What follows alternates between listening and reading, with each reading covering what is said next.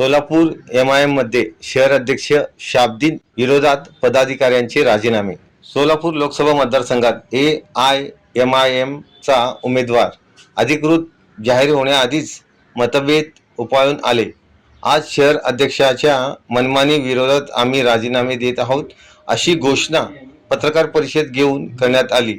पक्षाचे शहर general secretary कोमारो Syed यांच्यासह काही पदाधिकाऱ्यांनी भारतीय जनता पार्टीला सत्तेपासून रोखून आणि मुस्लिम समाजाला न्याय मिळवून देणं असा पक्षाचा उद्देश असताना स्वतःच्या राजकीय स्वार्थासाठी प्रदेशाध्यक्ष इम्तियाज जलील यांच्या दबावामुळे शहराध्यक्ष फारुख शाब्दी मनमानीपणे वागत आहेत। त्यांनी कोणालाही विश्वासात न घेता राजकीय ॲडजस्टमेंट्स म्हणून सोलापूर लोकसभा मतदारसंघातून रमेश कदम यांना उमेदवारी देण्याचा निर्णय घोषित केला आहे। वैयक्तिक स्वार्थापोटी कदम यांची जाहीर केलेली उमेदवारी मुस्लिम समाजाला मान्य नाही, म्हणून आम्ही राजीनामे देत आहोत असं यावेळी सांगण्यात आले। MIM पक्षाच्या वतीने काही दिवसापासून सोलापूर लोकसभा मतदारसंघाविषयी उमेदवाराविषयी आमच्या पक्षाचे काही माजी नगरसेवक व पदाधिकारी पक्षाला विश्वासात न घेता परस्पर जोगवा मागितल्यासारखं उमेदवार हुडकत आहेत।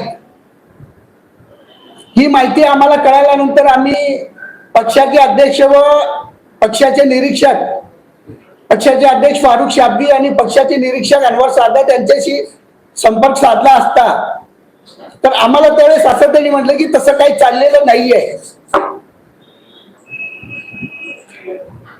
तसं काही चाललेलं नाही असं त्यावेळेस अध्यक्षांनी निरीक्षकांनी म्हणलं होतं।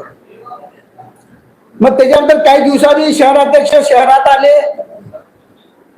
आल्यानंतर मीडियामधून आम्हाला कळालं पक्षाच्या शहरातील पदाधिकारी व कार्यकर्त्यांना की पक्षाने उमेदवार देणार आहे आणि आम्ही नक्की इलेक्शन लढवू। मग हे मीडिया आपल्या सर्व मीडियाच्या माध्यमातून आमच्यासारख्या कार्यकर्त्या पदाधिकाऱ्याला कळाल्यानंतर आम्ही शहराध्यक्षांना भेटलो। मग आम्ही विचारणा केली की तुम्ही उमेदवार देणार आहात का, कुणाचा आहे? नाही, मला वर्ण प्रेशर आहे। म्हणजे तुम्ही आमच्यासारख्या पदाधिकाऱ्याला जर सांगू शकत नाही कुणाचं प्रेशर आहे, मग नंतर फार बोलल्यानंतर तरी म्हणले की मला वर्ण इम्तियाज जलील यांचा प्रेशर आहे की इथून उमेदवारी तुम्ही द्या। मी म्हटलं का द्यायचं? इथल्या लोकसभेच्या लोकसंख्येचा मतदारांचा अभ्यास तुम्ही केलात का? आपण गेल्या वेळेस वंचित आणि MIM युती होती, त्यावेळेस युती असताना पण आणि एवढे मोठे बलाढ्य नेते प्रकाश आंबेडकर साहेब आपले उमेदवार असताना आपल्याला 1,70,000ला लॉक झालो आपण आणि तेवढ्याच मतानं काँग्रेसचे सुशीलकुमार शिंदे साहेब तेवढ्याच मतानं पडले आणि भाजपची सीट आली। मग यावेळेस तर वंचित आपल्या सोबत नाहीये आणि इतर समाजही आपल्या सोबत येत नाही। MIM म्हटलं तर इतर समाज फार लांब जात आहे। मग फक्त MIMच्या जोरावर आपण लोकसभा कशी लढवायची? आपण जिंकून येतो का? तर मला म्हणले आपल्यात खासगीत राहू दे, आपण जिंकून येत नाही, पण वरच्या लोकांचा आदेश आहे। म्हणलं काय आदेश आहे? तर त्यांना तिथं ऍडजस्ट करण्यासाठी त्यांनी ब्लॅकमेलिंग करायला लागले। इम्तियाज जलीलला सेफ म्हणजे त्यांचं म्हणणं असं आलं की काँग्रेसच्या लोकांनी त्यांना तिथं मदत करावी, मग आम्ही इथं विड्रॉल करतो, आम्ही इथं उमेदवार देणार नाहीये। म्हणलं हे कितपत योग्य आहे? असं केलं तर काँग्रेसवाले ऐकतील का तुम्हाला?